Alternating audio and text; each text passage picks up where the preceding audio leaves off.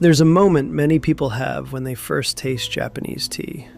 Not necessarily matcha, though for some people it is. More often, it's a cup of good sencha. The color is vivid, almost impossibly green. The aroma is fresh and marine-like, sometimes grassy, sometimes sweet, sometimes reminiscent of steamed vegetables or spring rain. And the taste is unlike what many people expect tea to be. Not heavy, not overly bitter, not aggressively floral. Instead, it feels clean, savory, layered, alive.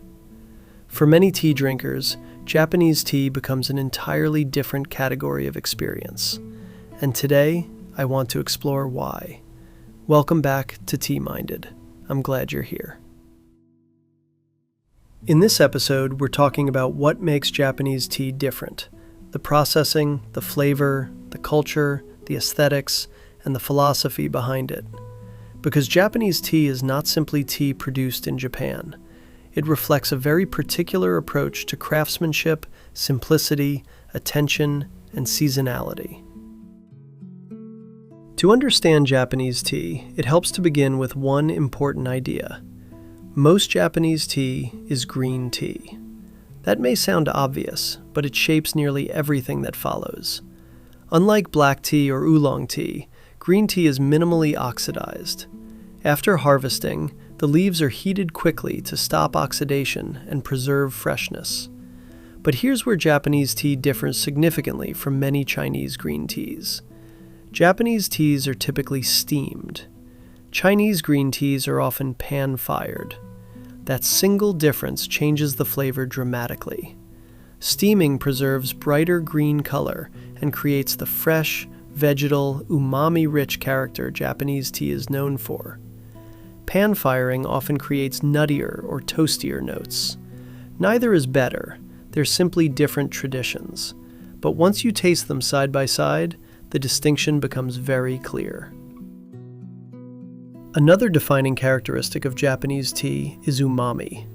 This surprises many beginners. People expect tea to taste floral, earthy, sweet, or bitter. But savory?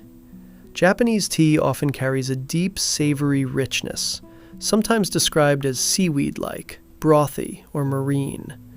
This comes largely from amino acids in the tea leaves, especially L-theanine. And in some Japanese teas, farmers intentionally increase those amino acids through shading techniques. For teas like gyokuro and matcha, tea plants are shaded before harvest. Reducing sunlight changes the chemistry of the leaves. The result is more sweetness, more umami, less bitterness, and deeper green color.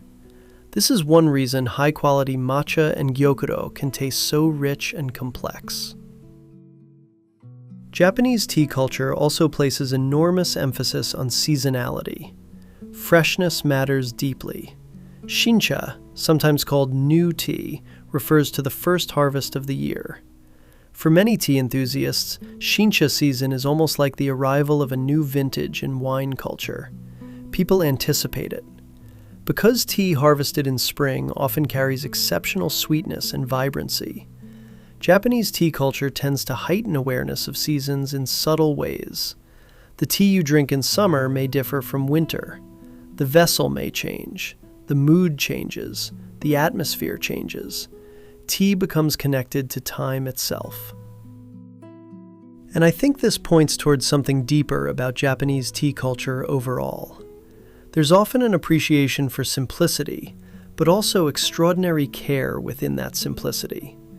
At first glance, a tea bowl may appear understated. A tea room may feel quiet and minimal. The brewing process may appear uncomplicated. But underneath that simplicity is immense intentionality, attention to texture, shape, temperature, timing, gesture, hospitality, and atmosphere. Nothing is accidental. And yet, nothing feels overly performative either. The experience invites calm rather than spectacle. Many people encounter Japanese tea first through matcha, and matcha has certainly exploded in popularity around the world. But matcha itself is deeply connected to a much older tea tradition. Unlike steeped tea leaves that are removed from water, matcha is finely ground tea leaf powder whisked directly into water. You consume the entire leaf. Traditional matcha preparation became central to the Japanese tea ceremony, or chanoyu, which evolved over centuries alongside Zen Buddhism, aesthetics, architecture, and philosophy. But even outside formal tea ceremony, matcha still carries many of those qualities: attention, ritual, presence, simplicity. Preparing matcha slows people down almost automatically. You whisk carefully. You observe texture. You notice the bowl. You notice the sound. Again, tea becomes more than consumption. It becomes participation.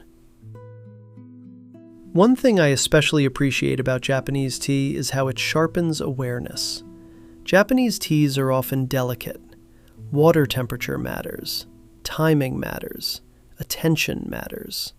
Boiling water can destroy sweetness and produce bitterness very quickly. A small adjustment in brewing changes the entire experience.